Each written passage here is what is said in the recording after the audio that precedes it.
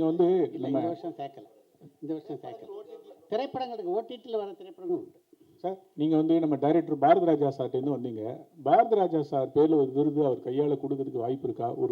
ஒரு பெரிய ஒரு அச்சீவ்மெண்ட்டோ அது மாதிரி அப்படி ஒரு விருது பிளான் பண்ணியிருக்கோம்.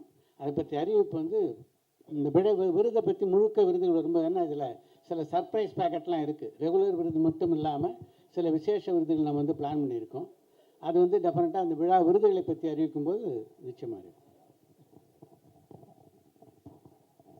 சார் சித்ராமன் சார், இங்கே பின்னாடி நீங்கள் மக்கள் தொடர்பாளர் எல்லாருக்கும் சொன்னீங்க, இது சினிமா சம்மந்தப்பட்டு சினிமா பத்திரிகையாளர்களுக்கு தேர்ந்தெடுப்பீங்களா? இயக்குநர்கள் எப்படி பத்திரிகையாளர்களை தேர்ந்தெடுப்பாங்க? ஏன்னா இப்போ நாங்கள் கேள்வி கேட்குற எங்கள் பேர்லாம் வருமா? புரியல என்ன?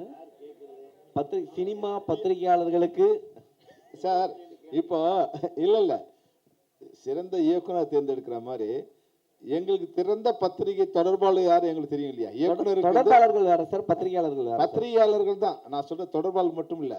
பத்திரிகையாளர் நாங்கள் ப்ரெஸ் மீட் பண்ணும்போது நீங்கள் எங்களை படுத்துகிற பாட்டில் இருந்து உங்களுக்கு சிறந்த பத்திரிகையாளர் எங்களால் இனம் கண்டுபிடிக்க முடியும். என்னதான் நீங்கள் வந்து எங்களை இது பண்ணால் கூட எங்களை கேள்வி கேட்கும்போது வந்து கடுமையான கேள்வியாக இருந்தாலும் இது வரைக்கும் இந்த சினிமா பத்திரிகையாளர்கள் இருக்கிற யாருமே வந்து அநாகரிகமாகவோ இல்லை அவதூறாவோ இல்லை வந்து எங்களை ஹூன் பண்ணுற மாதிரி இங்கே ஏதாவது வந்து சின்ன சின்ன இருக்கும், அது அப்படியே வெளியே போகும்போது அப்படி தான் அந்த மாதிரி ஒரு உணவோடு தான் இருந்திருக்கு. அதனால் நிச்சயமாக எங்களுக்கு வந்து சிறந்த பத்திரிகையாளரை எங்களால் இனம் கண்டுபிடிக்க முடியும் நாங்கள் நம்புகிறோம். ஏன் சொல்கிறேன்னா இங்கே சங்கங்கள் பல இருக்குது சார் உள்ள. ஸோ அதனால கேட்டேன். சில சங்கங்கள் உங்களுக்கு ரொம்ப க்ளோஸாக இருக்கலாம், இன்னொரு சங்கம் வந்து க்ளோஸ் இல்லாமல் இருக்கலாம். ஒருவேளை இவங்க உங்ககிட்ட அட்வைஸ் சொல்லியிருப்பாங்க இவங்களுக்கு கொடுங்க அப்படின்னு சொல்லிட்டு, அதுக்காக கேட்குறோம். ஏன்னா இப்போ வர எங்களை மாதிரி யங்ஸ்டர்ஸுக்கு உங்கள் பேர் எங்கள் பேர் தெரியுமா அப்படின்றத நாங்கள் கேள்வி. நீங்கள் நினைக்கிறது என்ன புரியல? பத்திரிகையாளருடைய தகுதி என்பது எந்த சங்கத்தை சார்ந்திருக்கணும் அப்படின்னு இல்லை. பத்திரிகையாளர் அது சங்கத்தை சார்ந்தவர்கள் சொல்கிறார் அவர். பத்திரிகையாளருடைய தகுதி அப்படின்றது அவருடைய எழுத்து தானே தவிர எந்த சங்கத்தை அவர் சார்ந்திருக்கார் அப்படின்றது இல்லையே. இப்போ எழுத்துக்கு தானே மரியாதை சார். இப்போ எழுத்தை தாண்டி ஃபுல்லாக பின்னாடி கேமரா தான் சார் போட்டிருக்காங்க, டிஜிட்டல் தான் வந்திருக்கு. இதை எப்படி நீங்கள் தேர்ந்தெடுக்க போறீங்க? பத்திரிகையாளர் வேற ஊடகவியலாளர் வேற, அதனால பத்திரிகையாளர் தனி, ஊடகவியலாளர் தனி.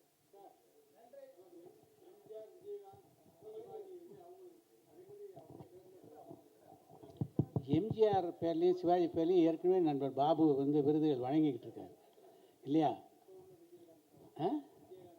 அது வந்து நம்ம கன்சிடரேஷனில் இருக்குது. சித்ரா சார் இங்கே சார் நீங்கள் கிட்டத்தட்ட 40 வருஷமாக இருக்கீங்க, 4 டிக்கெட்ஸ் மேலே இருக்கீங்க. ஸோ இந்த ஃப்ரேம் அண்ட் ஃப்ரேம் இவ்வளோ டிலே ஆகிறதுக்கு காரணம் என்ன? நீங்கள் முன்னாடியே ஸ்டார்ட் பண்ணியிருக்கலாம்ல, ஏன் உங்களுக்கு தோணவே இல்லை? இப்போ தோன்றதுக்கு காரணம் என்ன? இதுக்கு தான் அழகாக ஆங்கிலத்திலே ஒரு ப்ராபர்ப் சொன்னாங்க, பெட்டர் லேட் தென் நெவர் அப்படின்னு. ஏன் இந்த விருது வழங்குற விழாவை பொறுத்த வரைக்கும் வந்து நீங்கள் செல்வமணி சொல்கிற மாதிரி இப்போ தான் அதுக்கு ஒரு கேப் வந்திருக்கு அப்படின்னு சொல்கிறாப்புல, அது ஒரு காரணம். இன்னொன்று, இந்த விருது வழங்கு விழா அப்படின்றது இருக்க, அது ஒரு மிகப்பெரிய டாஸ்க். அதில் கால் வைக்கலாமான்னு ஒவ்வொரு வருஷமும் யோசித்து இந்த வருஷம்தான் துணிச்சலோடு இறங்கியிருக்கோம். ஏன்னா அதுக்கு முன்னாடி மிகப்பெரிய உழைப்பு தேவைப்படுது.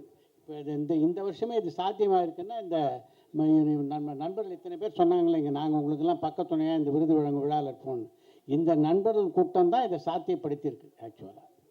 சார் பாக்யராஜ் சார், இங்கே இங்கே இங்கே இங்கே இங்கே பின்னாடி சார். என்ன சொல்லுங்கள் சார். இல்லை இப்போ நீங்கள் பழைய படம்னா கதையை தேர்ந்தெடுத்து அழகாக இது வந்து ஒளிப்பதிவு, இது வந்து அழகாக எடிட்டிங் அப்படின்னு சொல்லிடுவீங்க, கதையை அழகாக பண்ணியிருக்காங்கன்னு சொல்லிட்டு. ஆனால் இப்போ வர படங்கள் பார்த்தீங்கன்னா சமீபத்தில் டியூடு பேசக்கூடிய பொருளாக மாறிச்சு. இது ஒரு படமா, இந்த படத்தை ஏன் எடுத்துகிட்டு வந்தீங்கன்னா, ஆனால் அந்த படம் 500 கோடி வசூல் அடிச்சுது. அது கூடயே பைசன் ஒரு படம் வருது, அதை வந்து ஜாதி ரீதியாக இது பண்ண ஆரம்பிக்கிறாங்க. ஸோ நீங்கள் எடுக்கக்கூடிய சினிமாவை சார்ந்து இங்கேயே 2ஆக பிரிச்சுட்டாங்க. ஸோ அப்படி இருக்கும்போது நீங்கள் எந்த பார்வையில் அந்த படத்தை வந்து தேர்வு செய்ய போகிறீங்க? இது ஜூரி சீட் எல்லாம் வந்து அப்புறம் தான் என்கிட்ட வரும், அதனால் இவங்க தான். ஏன்னா இங்கே ஃப்ரேம் அப்படி தான் சார் போயிட்டுருக்கு. ஃப்ரேம் அண்ட் ஃப்ரேம்னு இங்கே சினிமா இல்லை, இங்கே ஜாதி டு ஜாதி அப்படின்னு தான் கொண்டு வந்துட்டுருக்காங்க. ஸோ அதுக்காக தான் இந்த ஜூரி வந்து அவர் பார்க்க பார்வை சினிமா அப்படின்னு பார்க்குறாரு.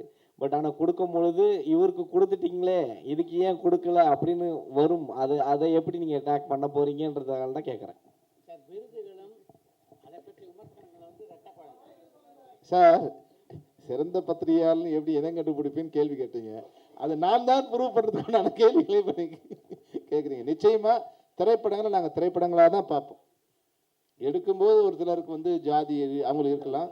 ஆனால் நீங்கள் ஜாதியை முன்னிறுத்தி இருக்கிற படங்கள் எதுவுமே மக்களால் எல்லாருமாலுமே அது வந்து ஏற்றுக்கொள்ளப்படுவதில்லை. ஒரு சிலரால் இருக்கலாம்.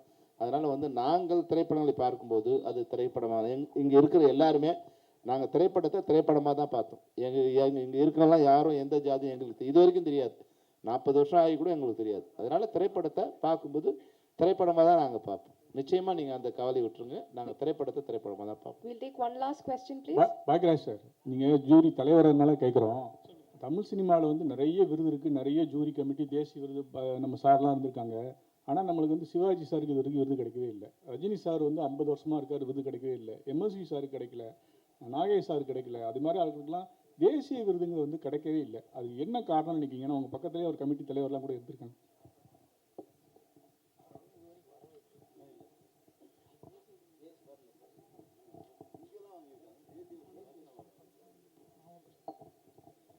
ஏன் தேசிய விருது கொடுக்கலன்னு நம்ம எப்படி எனக்கு புரியல, எப்படி சொல்கிறதுன்னு சொல்லி. அதாவது ஒரு பெரிய பிரச்சனை என்னென்னா, நம்ம இங்கே ரசித்து கொண்டாடுற திரைப்படங்கள் இருக்கு. அந்த திரைப்படங்கள் சமயத்தில் தேசிய விருதுக்கு அந்த வருஷத்துக்கு அனுப்புகிறதே இல்லை. அது யார் தப்புன்றது தெரியாது. இப்போ அவங்க அறிவிக்கிற தேதிக்குள்ளே நம்ம அனுப்பணும். அது சப்போஸ் அந்த நடிகருக்கும் தயாரிப்பாளருக்கும் பிரச்சனையாக இருக்கலாம், அந்த நடிகருக்கும் டைரக்டருக்கும் பிரச்சனையாக இருக்கலாம்.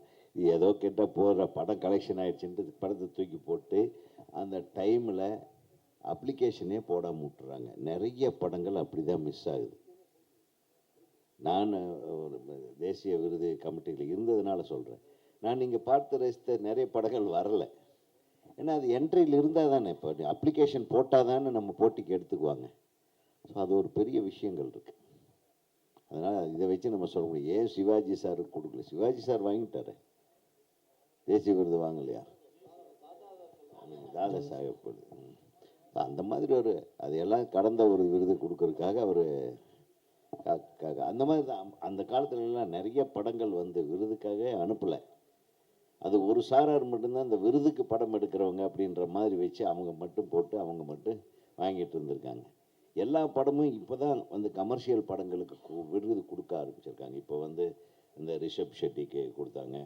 போன வருஷம் நம்ம அல்லு அர்ஜுனுக்கு கொடுத்தாங்க. ஸோ அந்த மாதிரி கமர்ஷியல் படம் இப்போது நம்ம தம்பி ஒரு தனுஷ் அவர்களுக்கு கொடுத்தாங்க. இதெல்லாம் வந்து இப்போ தான் கமர்ஷியல் ஹீரோக்களுக்கு கொடுக்க ஆரம்பிச்சிருக்காங்க.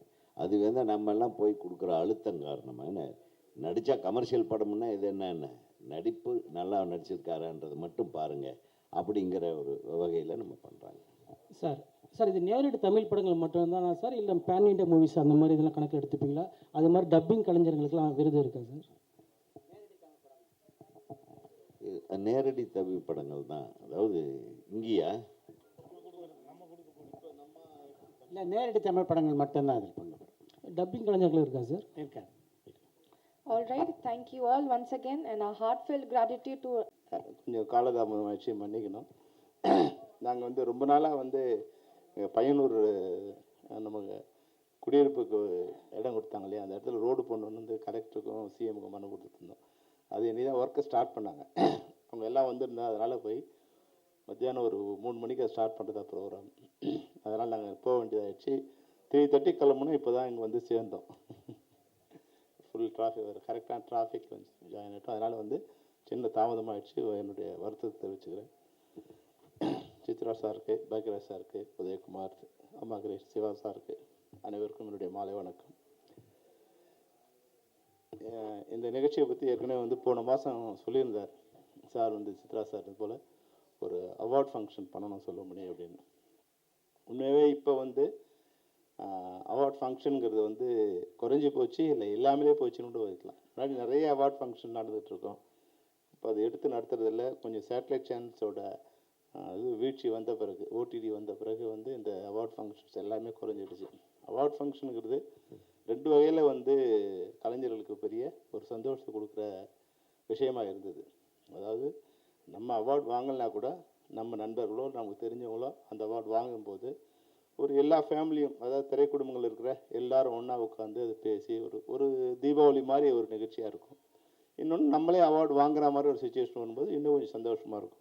அந்த அவார்டில் கண்டெஸ்ட் பண்ணி வாங்குற வரைக்கும் ஒரு மிகப்பெரிய ஒரு ஆங்ஸைட்டி, நமக்கு வருமா இல்லை யாருக்கு வரும் அப்படிங்கிற ஒரு சின்ன ஆங்ஸைட்டி இருக்கும். அப்போ வந்து ஏறக்குறைய ஒரு 1 மந்த் அதுக்கான சந்திப்பு, அதை பார்க்குற மற்றவங்களை பார்க்குறது, காம்படிஷன், யாருக்கு வரும், ஒரு சின்ன காசிப்பு வந்து முடிஞ்ச பிறகு இல்லை அவங்க வந்து கொஞ்சம் ஒன் சைடாக பண்ணிட்டாங்க, இது மாதிரி சின்ன சின்ன அதை பற்றி பேசுறது. இது போல் வந்து ஏறக்குறைய ஒரு 2 மாதம், ஒரு வருஷத்தில் ஒரு 2 மாதம் இது பற்றியே ஒரு விஷயமா இருக்கும். ஒரு எல்லோரும் வந்து நல்லதோ கெட்டதோ ஒன்று சேர்ந்து பேசுகிறதுக்கு ஒரு விஷயமா இருந்துட்டு இருந்தது. கடந்த கொரோனாவுக்கு அப்புறமா வந்து இந்த நிகழ்ச்சியே இல்லாமல் போயிடுச்சு. அப்போ சித்ரா சார் சொல்லும்போது சொன்னார், செலமணி இது மாதிரி பண்ண போகிறோம் அப்படின்னாரு. சித்ரா சார் மேலே எனக்கு ஒரு பெரிய மரியாதை என்னன்னா, அவர் எதை பண்ணாலும் மிக சிறப்பாக பண்ணுவார். அதுதான் சித்ரா சாரோட அவர் குவாலிட்டியே வந்து அதுதான்.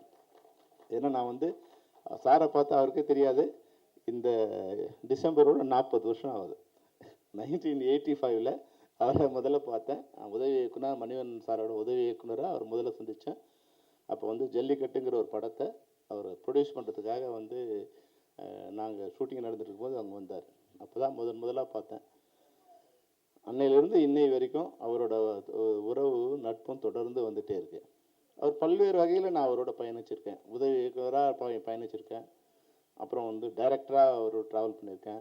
அப்புறம் ப்ரொடியூசர் கவுன்சிலில் அவர் செக்ரட்டரி, நான் வந்து ஈசி மெம்பர், அப்படி ட்ராவல் பண்ணியிருக்கேன். அப்புறம் பாரதி ராஜேஸ்வரோட நண்பராக அவர் வந்து சீனியர் நண்பர், நான் வந்து ஜூனியர் நண்பர், அப்படி ட்ராவல் பண்ணியிருக்கோம். டைரக்டர் அசோசியேஷனில் அவர் வந்து EC member, vice president, joint secretary, நான் செக்ரட்டரி, பிரசிடென்ட். அப்புறம் நட்பும் வந்து இந்த 40 வருஷத்தில் வந்து மிகச்சிறந்த நண்பராக இருந்தார். நீங்கள் நல்லா யோசிச்சு பாருங்கள். அவர் எதை பண்ணாலும், திரைப்படம் பண்ணாலும் அவரோட ப்ரொடக்ஷனில் ஒரு வேல்யூ இருக்கும். அன்னைக்கு ஏறக்குறைய ராவுத்தர் ஃபிலிம்ஸ் போல், ராவுத்தர் ஃபிலிம்ஸ் முன்னாடியோ இல்லை அதனோட இணையாவோ எல்லாருக்கும் ஒரே விதமான உணவு. நான் அசிஸ்டன்ட் டைரக்டராக இருக்கும்போது டைரக்டரும் நானும் ஒன்றா உட்காந்து அவருக்கு என்ன உணவோ அதே உணவு தான் எங்களுக்கு. அதுபோல் வந்து அப்போல்லாம் வந்து ஃபலூடாலேருந்து ஐஸ்கிரீம்லேருந்து நான்வெஜ், அவர் நான்வெஜ் சாப்பிட மாட்டாங்க, ஆனால் எங்களுக்கு 2 விதமான நான்வெஜ், இது மாதிரியான உதவி இயக்குனராக இருக்கும்போது எல்லா மனிதர்களையும் ஒரே மனிதராக ட்ரீட் பண்ணார். அது ஒன்று. அப்புறம் கவுன்சிலர் அவரோட நான் செக்ரட்டரி, அவர் நான் ஈசி மெம்பராக ஒர்க் பண்ணும்போது அந்த ஒர்க்கில் அவ்வளோ சின்சியராக இருப்பார். யார் என்ன, நீ பெரிய ஆள் சின்ன ஆள், அதை பற்றி எந்த விதமான இதுவும் அவர்கிட்ட பாஷியாலிட்டி இருக்காது. அப்புறம் 24 hours அதை பற்றி யோசிப்பார். இன்றைக்கி அந்த ஒர்க் முடிச்சுட்டு போனால் மறுநாள் போனார்னா இதை பற்றியான சிந்தனையோடு இருப்பார். இந்த ஒர்க்கு என்ன ஒர்க்கு கேரி பண்ணோம், அந்த ஒர்க்கோட பேலன்ஸ் ஒர்க்கெல்லாம் முடிச்சுட்டு மறுநாள் வரும்போது ஒரு ஸ்கூல் ஸ்டூடெண்ட் மாதிரி கொண்டு வருவார். ஒரு சின்ன இது கூட ஒரு பற்றி என்னென்னா, அப்போ ப்ரொடியூசர் கவுன்சிலில் ஒரு சின்ன ஒரு இது போட்டிருந்தாங்க, 3 column 20 centimeters தான் வந்து விளம்பரம் கொடுக்கணும்னு. அப்போ என்னோடய ஃப்ரெண்டு வாசு, அவர்கிட்டையும் மேனேஜராக தான் இருந்தான், ராமவாசு.